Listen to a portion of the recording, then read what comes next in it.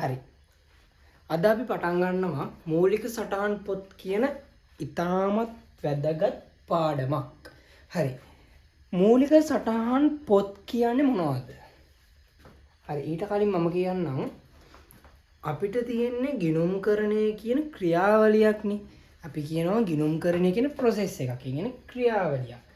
අපිට ගිණුම්කරණයේදී මුලින්ම ගනුදෙනුවක් සිදු වෙනවා කියලා මම කලින් වීඩියෝ වල කිව්වා. ගනුදෙනුවක් සිද්ධ වුණාම ඒ ගනුදෙනුවේ ප්‍රතිඵලයක් වශයෙන් මූලාශ්‍ර ලේඛන බිහි වෙනවා කියලා මම කිව්වා. මූලාශ්‍ර ලේඛන. ඒ වගේම තමයි මේ මූලාශ්‍ර ලේඛන බලාගෙන අපි මූලික සටහන් පොත් කියලා විශේෂ පොත් වර්ගයක මෙන්න මේ ගනුදෙනු සටහන් කරනවනේ. ඒ මූලික සටහන් පොත් අපි බලාගෙන ලෙජර් ගිණුම් පිළියෙල කරනවනේ. ඒ ලෙජර් ගිණුම් තුලනය කරලා ඒ වගේ ශේෂ අරගෙන අපි ශේෂ පිරික්සුම හදනවනේ. ඒ ශේෂ පිරික්සුම බලාගෙන අවසානයේ අපි ඇල්මැති පාර්ශ්වයට තීරණ ගන්න සුදුසු වන පරිදි තොරතුරු සකස් කරලා අපි මූල්‍ය ප්‍රකාශන හදනවනේ. ඔන්න ඕකනේ අපි කිව්වේ ගිණුම් කරන ක්‍රියාවලිය. ගිණුම්කරණයේ ක්‍රියාවලිය කියලා කිව්වේ මෙන්න මේකනේ. හරි. දැන් අපිට තියෙන්නේ ඕකේ තුන්වෙනි අදියර. අපි මුලින්ම කිව්වේ ගනුදෙනුවක් සිද්ධ වෙනවා කියලා. දෙවෙනියට කිව්ව මූලාශ්‍ර ලේඛනයක් බිහි වෙනවා කියලා. තුන්වෙනියට කිව්වේ මේ මූලාශ්‍ර ලේඛන බලාගෙන මූලික සටහන් පොත්වල අපි ගනුදෙනු සටහන් කරනවා කියලා. අපේ පාඩම තමයි මූලික සටහන් පොත්. හරි. දැන් මම එතෙන්ට එන්නම්. අපි එතෙන්ට එන්න කලින් මම කැමතියි මූලාශ්‍ර ලේඛනයක් කියන්නේ මොකක්ද කියලා ඔයාලට කියලා දීලම ඉන්න. හරි. මෙන්න මෙහෙමයි. දැන් මූලාශ්‍ර ලේඛනනේ. මූලාශ්‍රයක් කියන්නේ මොකක්ද? මූලාශ්‍රයක් කියන්නේ සාමාන්‍ය මොකක් හරි දෙයකට අපිට මුල් වෙනවා නම් දෙයක් අපි ඒකට කියනවා මූලාශ්‍රයක් කියලා. එතකොට මූලාශ්‍ර ලේඛනයක් කියන්නේ මෙන්න මෙහෙමයි ගිණුම්කරණයේදී. හරිද? ගනුදෙනුවක් සිදු වූ වහාම ඇතිවෙන. හරිද? ගනුදෙනුවක් සිදුවීමත් සමග සිදුවන ගනුදෙනුව සිදු වූ බවට ඔප්පු කළ හැකි. ගනුදෙනුව සිදු වූ බවට ඔප්පු කළ හැකි ලිඛිත සාක්ෂියට අපි කියනවා මූලාශ්‍ර ලේඛනයක් කියලා. ලිඛිත සාක්ෂියකට අපි කියනවා මූලාශ්‍ර ලේඛනයක් කියලා. ආයි කියන්නේ ගනුදෙනුවක් සිදුවීමත් සමග සිදුවන ගනුදෙනුව සිදු වූ බවට ඔප්පු කළ හැකි ලිඛිත සාක්ෂිය. එතකොට මේ ලිඛිත සාක්ෂියක් කියලා මේක ගන්නෙ අපි මොකටද? මේ ගිණුම් කරන ක්‍රියාවලිය මූලික සටහන් පොත්වලට අපි සටහන් කරන්නේ. දැන් උදාහරණයක් වශයෙන් ඔයා ගන්න අපි ඔයා හිතන්න ඔයාලට බස් එකේ යද්දි බස් ටිකට් එකක් දෙනවා. මේ බස් ටිකට් එකේ දිනයක් දීලා තියෙනවානේ. ඔයා ගමන් ගන්න ගමනාන්තය දීලා තියෙනවා. ඒ වගේම තමයි මිල දීලා තියෙනවා. ඒ වගේම අවසානයේ ඒ පිළිබඳ කෙටි විස්තරයක් දීලා දෙනවා. බස් ටිකට් පත කියන්නේ මූලාශ්‍ර ලේඛනයක්. අපිට බස් ටිකට් එක තමයි සරල උදාහරණයක් විදිහට මම ගත්තේ බස් ටිකට් එක. ඒ බස් ටිකට් එක විතරක් නෙමෙයි අපිට තව ගන්න පුළුවන් ඉතින් මූලාශ්‍ර ලේඛන තියෙන්නේ. ඒවා තමයි මූලාශ්‍ර ලේඛන විදිහට ගන්න. සාමාන්‍ය ටිකට් පතක් ගත්තාම මේක බස් ටිකට් එක වෙන්න පුළුවන්. ඊට පස්සේ කෝච්චි ටිකට් එක වෙන්න පුළුවන්. ඒ හැමදේම අපිට හම්බෙන මූලාශ්‍ර ලේඛනයක්. ඒ කියන්නේ මේක ලිඛිත සාක්ෂියන්නේ. දැන් අපි බස් එකේ ගියා කියලා අපිට ඔප්පු කරන්න පුළුවන් නේද මේ ටිකට් පත පෙන්නලා. නේ මේ ටිකට් පතෙන් අපිට ඔප්පු කරන්න පුළුවන් අපි මේ බස් එකේ ගමන් කළා කියලා. ඒක නිසා අපිට ලිඛිත සාක්ෂියක් වෙනවා. අපිට ඕන තැනක මේක පාවිච්චි කරන්න පුළුවන් වෙනවා. හරි. දැන් මම එන්නම් මූලික සටහන් පොතක් කියන්නේ මොකක්ද කියලා දෙන්න. හරි. මූලික සටහන් පොතක් කියන්නේ මෙන්න මේකයි. මේ ගනුදෙනු සිද්ධ වෙනවනේ. මේ ගනුදෙනු සිද්ධ වුණාට පස්සේ අපි මුලින්ම සටහන් කරන පොත් පන්තියට කියනවා මූලික සටහන් පොත් කියලා. හරිද? ගනුදෙනුවක් සිදු වුණාට පස්සේ අපි මුලින්ම සටහන් කරන පොත් විශේෂයට කියනවා මූලික සටහන් පොත් කියලා. හරි. අපිට එහෙම සටහන් කරන්න පුළුවන් ගනුදෙනු වර්ග 6ක් තියෙනවා. සමහරවිට ගනුදෙනු වර්ග 7ක් තියෙනවා. හරි. මම ඔයාලට ඒක වගුවකින් පෙන්වන්න. අපිට මුලින්ම ගනුදෙනුවක් සිද්ධ වෙනවා කියලා කිව්වනේ. මේ ගනුදෙනුව බලාගෙන අපි මූලාශ්‍ර ලේඛනයක් හම්බ වෙනවා කියලා කිව්වනේ මේ ගනුදෙනුවට අදාළව. මේ මූලාශ්‍ර ලේඛනය බලාගෙන අපි මූලික සටහන් පොත්වල සටහන් කරනවා කියලා කිව්වනේ. හරි. මං කියන්නම් ව්‍යාපාරයක සිදුවන ඕනම ගනුදෙනු වර්ග කිහිපයක් තියෙනවා. අපිට සටහන් කරන්න පුළුවන් ගනුදෙනු වර්ග 7ක් තියෙනවා. අපි කතා කරන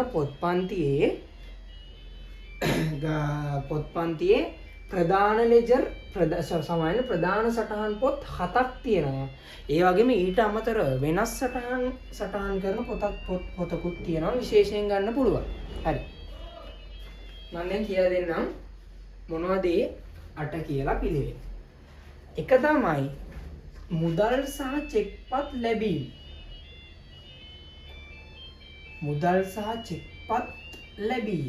ඒ කියන්නේ අපේ ව්‍යාපාරයේ ලාච්චුවට පිටින් සල්ලි එනවා. එහෙම නැත්නම් අයිතිකරු ව්‍යාපාරයට සල්ලි දානවා. ඒ කියන්නේ ව්‍යාපාරයට ලාච්චුවට සල්ලි එන විදි සටහන් කරන පොතට අපි කියනවා මුදල් චෙක්පත් ලැබීම් සටහන් කරන පොතට කියනවා මුදල් ලැබීම් ජර්නලය කියලා. මොකද්ද මුදල් ලැබීම් ජර්නලය? මුදල් සහ චෙක්පත් අපේ ව්‍යාපාරයට පිටතින් එනවනම් අපි කියන්නේ මුදල් ලැබීම් ජර්නලයක සටහන් කරනවා කියලා. හරි. ඒක ක්ලියර්නේ. මුදල් ලැබීම් චෙක්පත් අපි කියන්නේ මුදල් චෙක්පත් ලැබීම් මුදල් ලැබීම් ජර්නලයේ සටහන් කරනවා නම් මේ මුදල් ලැබීම් ජර්නලයේ මූලාශ්‍ර ලේඛනය වෙන්නේ මොකක්ද? ලදුපත. ඔන්න දැන් මම එක සටහනක් ගැන කියලා දුන්නා. හරිද? මුදල් සහ චෙක්පත් ලැබෙන්නේ ව්‍යාපාරයේ ලාච්චුවට. ඒ ලැබුණාට පස්සේ අපි සටහන් කරන්නේ මුදල් ලැබීම් ජර්නලයේ. අපි ඒකට ගන්න මූලාශ්‍ර ලේඛනය තමයි ලදුපත. හරි. දෙවෙනි ගනුදෙනු වර්ගය තමයි මුදල් සහ චෙක්පත් වලින් ගෙවීම.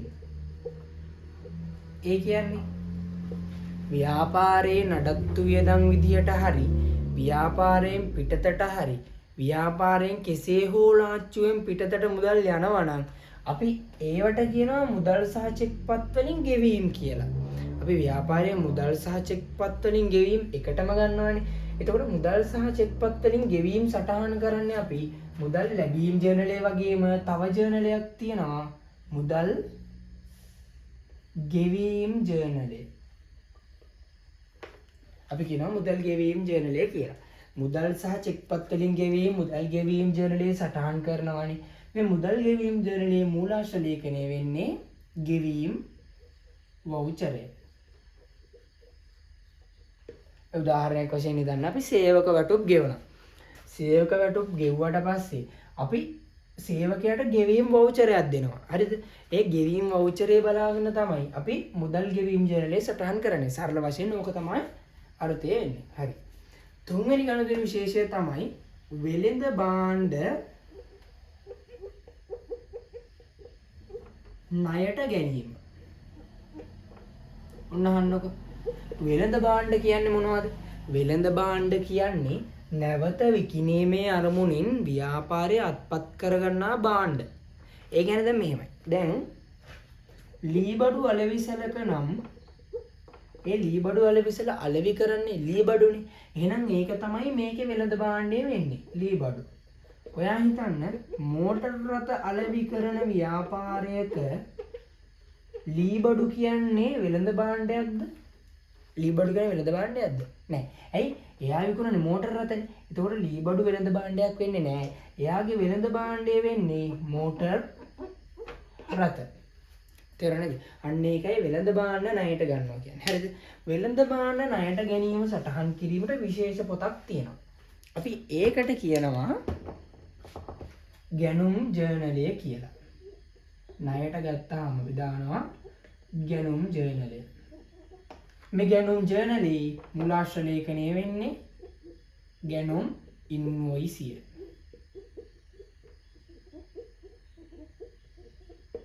හරි. හතරවෙනි ගනුදෙනුව තමයි වෙළඳ භාණ්ඩ ණයට විකිණීම. ඒත් අරකම තමයි. ඒ කියන්නේ වෙළඳ භාණ්ඩ කියන්නේ ව්‍යාපාරයේ විසින් නැවත විකිණීම සඳහා මිලට ගන්නා භාණ්ඩ. මේ වෙළඳ භාණ්ඩ ණයට වික්කොත් අපි ණය ගැතියන්ට ණයට වික්කොත් සටහන් කරන්න විශේෂ පොතක් තියෙනවා. ඒ පොතට අපි කියනවා විකුණුම් ජර්නලය. මේ විකුණුම් ජර්නලයේ මූලාශ්‍ර ලේඛනය වෙන්නේ විකුණුම් ඉන්වොයිසිය. ලේසි. මතක තියාගන්න ලේසි. මොකද ගත්තොත් ගැනුම් වික්කොත් විකුණුම් මූලික සටහන් පොත නම් ජර්නලය එනවා. මූලාශ්‍ර ලේඛනය ඉන්වොයිසි එනවා. සරල. ඒක මතක තියාගන්න එක ලේසි. හරි. දැන් ඔයා හිතන්න මෙහෙම. දැන් මම කමල් කියන තැනැත්නාගෙන් රුපියල් 1000ක වෙළඳ භාණ්ඩ ගන්නවා. ණයට ගත්තේ. හරිද? ඔන්න වෙළඳ භාණ්ඩ ණයට ගත්තා. මම ඒක දානවා ගැනුම් ජර්නලයේ සටහන් කරනවා. හැබැයි මට ඕක මෙහෙම හිතන්න පුළුවන්. දැන් මම රුපියල් 1000ක භාණ්ඩ ගත්තා. ඒ භාණ්ඩ මට ගැලපෙන්නේ නැහැ. ඒ වගේ තමයි ඒක නිකන් කල්ලිකුත් වෙලා වගේ. වර්ණය වෙනස්. මම ඉල්ලපු භාණ්ඩ නෙමෙයි මට එවලා තියෙන්නේ. ඔන්න ඔය වගේ හේතු නිසා මම ඒ ණයට ගත්තුවා ආපහු මං එයාට යවන්න ඕනේ. ඒ කියන්නේ අපි රිටර්න් කරන්න ඕනේ. මං එයාට ඒ ගත්තු වෙළඳ භාණ්ඩ ආයි යවනවා නම් මට ඒක ගැනුම් ජර්නලයේ සටහන් කරන්න බෑ. මට ඒකට විශේෂිත ජර්නලයක්. අපි ලියනවා වෙළඳ භාණ්ඩ ආපසු යැවීමනේ. ආපසු යැවීම සටහන් කරන්න විශේෂ පොත් පන්තියක් තියෙනවා. අපි ඒකට කියනවා ආපසු යැවුම් ජර්නලය. තේරුණාද? ආපසු යැවුම් ජර්නලය. හරිද? ආපසු යැවුම් ජර්නලය. ආපසු යැවුම් ජර්නලයේදී වෙන්නේ මේකනේ. මම ඔයාලට සරලව කියලා දෙන්නම් මේක කොහොමද මතක තියාගන්න ඕනේ කියලා. දැන් අපි වෙළඳ භාණ්ඩ ණයට ගත්තාම මොකද්ද වෙන්නේ? අපි ගිණුම්ගත කළොත් වෙළඳ භාණ්ඩ ණයට ගත්තාම ගැනුම් ගිණුමයි ණය හිමි ගිණුමයිනේ අපිට අදාළ වෙන්නේ. අපි රුපියල් 10000ක බඩු ණයට ගත්තොත් ගැනුම් ගිණුම හර කරනවා ණය හිමි කියලා. ණය හිමි ගිණුම බැර කරනවා 10000ක් ගැනුම් කියලානේ. හැබැයි අපි මේ ගත්තු 10000ක බඩු තොගෙන් ඔයා හිතන්න රුපියල් 2000ක බඩු තොගයක් ආපසු යවනවා කියලා. අපි ආපසු යවද්දී අපි ණය හිමි ගිණුම හර කරනවා රුපියල් 2000ක් ආපසු යැවුම් කියලා. අපි ආපසු යැවුම් කියලා අලුත් ගිණුමක් ඕපන් කරනවා. ඒ ගිණුම අපි මොකද කරන්නේ? බැර කරනවා රුපියල් 2000ක් ණය හිමි කියලා. හරිද? ණය හිමි කියලා. ඔන්න අහගන්න මම ඔයාලට වැදගත් දෙයක් කියලා දෙන්න හදන්නේ. මේක පාඩම් කරද්දී ප්‍රායෝගිකව මතක තියාගන්න ක්‍රමයක්. දැන් මම කලේ ණය හිමියෝ අපි ගත්තාම බැර කරානේ. දැන් මම ආපසු යවද්දී හර කරපු නිසා මම මෙයාට ගන්න මූලාශ්‍ර ලේඛනය තමයි හරපත කියලා කියන්නේ. හරිද? ආපසු යැවුම් ජර්නලයේ මූලාශ්‍ර ලේඛනය වෙන්නේ හරපත. ඇයි? මම ණය හිමි හර කරපු නිසා. හරිද? ආපසු යැවුම් ජර්නලයේ මූලාශ්‍ර ලේඛනය වෙන්නේ හරපත. ඒක මතක තියාගන්න. ආපසු යැවුම් ජර්නලයේ හරපත. දැන් මෙහෙම වෙන්නත් පුළුවන්නේ. දැන් මම කමල්ට රුපියල් 5000ක භාණ්ඩ ණයට වික්කා. ණයටනේ වික්කේ. එයා එහෙන් කියනවා මම එයාට යවලා තියෙන්නේ එයා ඉල්ලපු භාණ්ඩ නෙමෙයි කියලා. දැන් එයා මට එහෙන් එවනවා භාණ්ඩ. අන්න වෙළඳ භාණ්ඩ ණයට වික්කේව ආපසු එවනවා නම් ඒ කියන්නේ ආපසු එවීම සටහන් කරන්නේ අපි ආපසු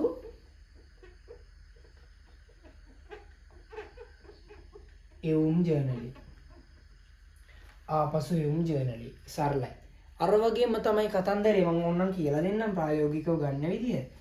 අපි මෙහෙම දැන් වෙළඳ භාණ්ඩ ණයට වික්කහම විකුණුම් ගිණුමයි ණයගැති ගිණුමයිනේ මේකට සම්බන්ධ වෙන්නේ.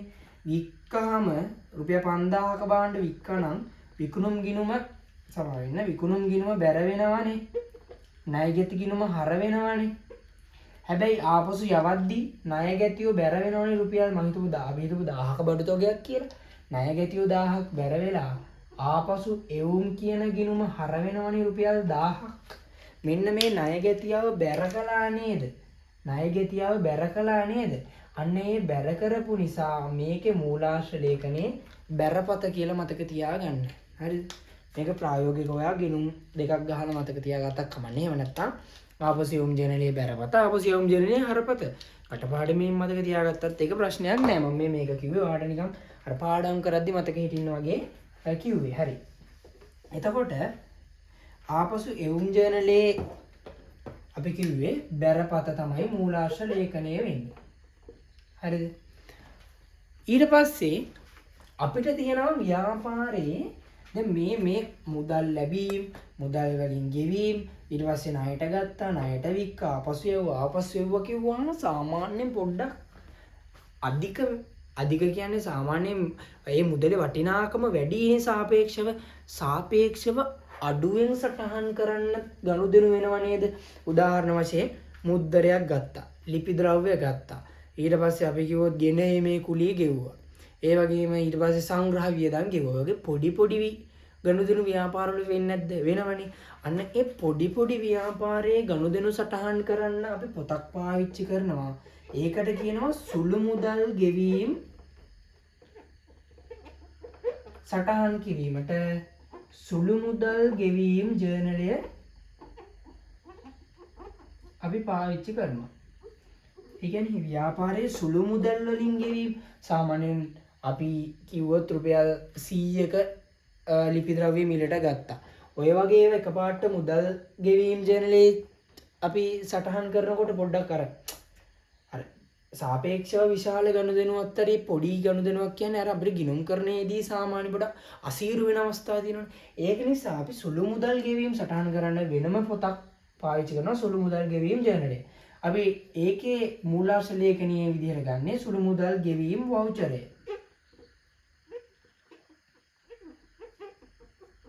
සුළු මුදල් ගෙවීම් වවුචරය. හරි. ඔන්න දැන් මම කියන්නම් වැදගත් තියරි කොටසක් තවත්. මේ මුදල් ලැබීම්, මුදල් ගෙවීම්, ණයට ගැනීම, ණයට විකිණීම, ආපසු එවුම්, සුළු මුදල් ගෙවීම කියන ගනුදෙනු වලට අමතරව සිදුවන වෙනත් ගනුදෙනු තියෙනවානේ. ඒකේ උදාහරණ වශයෙන් අපි ණය හිමියන්ට නිකුත් කළ චෙක් පතක් අගරු වෙනවා. ඒ වගේම තමයි අපි ජංගම නොවනවත්කමක් ණයට ගන්නවා. ඒ කියන්නේ සාමාන්‍ය ලී බඩු ණයට ගත්තට පස්සේ මේ එකකවත් සටහන් කරන්නේ නැහනේ අපි. ආන් ඒ වගේ වෙනත් ගනුදෙනු සටහන් කරන්න අපිට පොතක් තියෙනවා පොදු ජර්නලය කියලා. තේරුණාද? පොදු ජර්නලය. ආරම්භක සටහන්, ගැළපිලි සටහන්, ඊට පස්සේ අගරු චෙක්පත් නිවේදන සටහන් කරන්න පොදු ජර්නලය කියලා විශේෂිත ජර්නලයක් තියෙනවා. අපි මේ පොදු ජර්නලයට භාවිත කරන මූලාශ්‍ර ලේඛනය තමයි ජර්නල් වවුචරය. හරි. දැන් මාත් එක්ක එකපාරක් කියමු. මුදල් ලැබීම් ජර්නලය නම් ලදුපත. මුදල් ගෙවීම් ජර්නලය නම් ගෙවීම් වවුචරය. ගැනුම් ජර්නලය නම් ගැනුම් ඉන්වොයිස්. විකුණුම් ජර්නලය නම් විකුණුම් ඉන්වොයිස්. ආපසු යැවුම් නම් හරපත, ආපසු එවුම් නම් බැරපත, සුළු මුදල් ගෙවීම් ජර්නලය නම් සුළු මුදල් ගෙවීම් වවුචරය, පොදු ජර්නලය නම් ජර්නල් වවුචරය. මේ තමයි ගනුදෙනු වර්ග වලට අදාළ මූලික සටහන් පොත සහ මූලාශ්‍ර ලේඛන. ඔයාලට මේක විභාගයට ඇත්ත වශයෙන්ම වැදගත් වෙනවා. හරි. ඒක නිසා මේ ටික හොඳට බලා ගන්න. අපහැදිලි තැනක් තිබ්බොත් කමෙන්ට් එකක් දාගෙන යන්න. එහෙනම් අපි තවත් ලස්සන වීඩියෝ එකකින් ඉස්සරහදී හම්බෙමු.